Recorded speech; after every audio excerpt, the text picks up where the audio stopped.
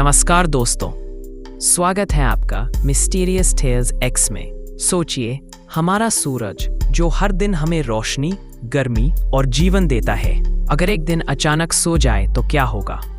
ना कोई रोशनी की लहरें, ना आग के तूफान, ना चुंबकीय विस्फोट, सिर्फ सन्नाटा, एक शांत सूरज। ये सुनने में अजीब लगता है, लेकिन ये कोई कल्पना नहीं है।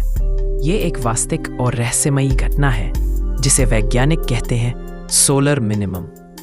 हर 11 साल में सूरज एक साइकिल से गुजरता है जिसमें कभी उसकी एक्टिविटी बहुत बढ़ जाती है, जिसे हम कहते हैं सोलर मैक्सिमम, और कभी वो बिल्कुल शांत हो जाता है, सोलर मिनिमम।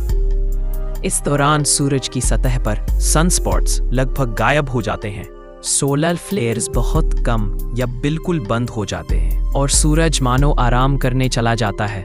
लेकिन कभी कभी ये सोना सामान्य नहीं होता।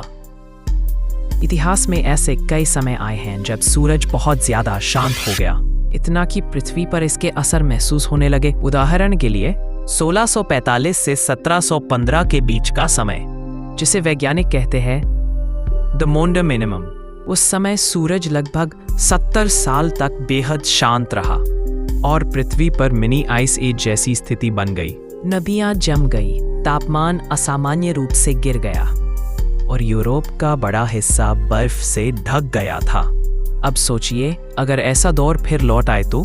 नासा के अनुसार हाल के कुछ सालों में सूरज की एक्टिविटी फिर से कुछ कम होने लगी है। कई साइकिल्स पहले की तुलना में कमजोर लग रही हैं। क्या ये संकेत है कि सूरज फिर से किसी गहरी नींद में जा रहा है, या फिर कोई और कॉस्मिक कारण है जिसके चलते ये सब हो रहा है?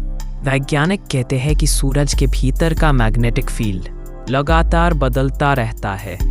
जब ये फील्ड कमजोर होता है तो सनस्पॉट्स और फ्लेयर्स कम हो जाते हैं। लेकिन अभी जो अनियमितता देखी जा रही है वो हमारे 11 साल के चक्र से मेल नहीं खाती।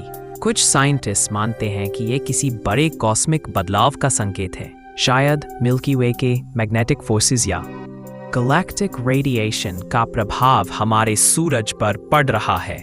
दूसरी तरफ कुछ विशेषज्ञ कहते हैं कि ये सब प्राकृतिक है। सूरज के अपने मूड स्विंग्स हैं, कभी ज्यादा एनर्जेटिक, कभी बिल्कुल शांत। लेकिन अगर ये शांति बहुत लंबी चली तो इसका असर सीधा हमारे मौसम और टेक्नोलॉजी पर पड़ेगा। कम सोलर एक्टिविटी का मतलब कम मैग्नेटिक प्रोटेक्शन, यानी ज्यादा कॉस्मिक रेडिएशन, और इससे सैटेलाइट्स, जीपीएस सिस्टम्स और कम्युनिकेशन नेटवर्क्स प्रभावित हो सकते हैं। तो दोस्तों, सवाल ये है, क्या सूरज सिर्फ अपने 11 साल के साइकिल में सो रहा है, या फिर किसी बड़े ब्रह्मांडीय बदलाव की शुरुआत हो चुकी है? क्या ये सोलर मिनिमम आने वाले समय में पृथ्वी पर ठंडे युग का संकेत है? आपका क्या मानना है? क्या ये सिर्फ नेचर का बैलेंस है या किसी कॉस्मिक एनर्जी का असर? कमेंट्स में बताइए अपना विचार। और अगर आपको ये रहस्यमयी सफर पसंद आया हो तो वीडियो को लाइक, शेयर और सब्सक्राइब जरूर करें। मिस्टीरियस टेल्स एक्स चैनल को, जहां विज्ञान और रहस्य मिलते हैं और ब्रह्मांड अपने गहरे राज हमारे सामने खोलता है।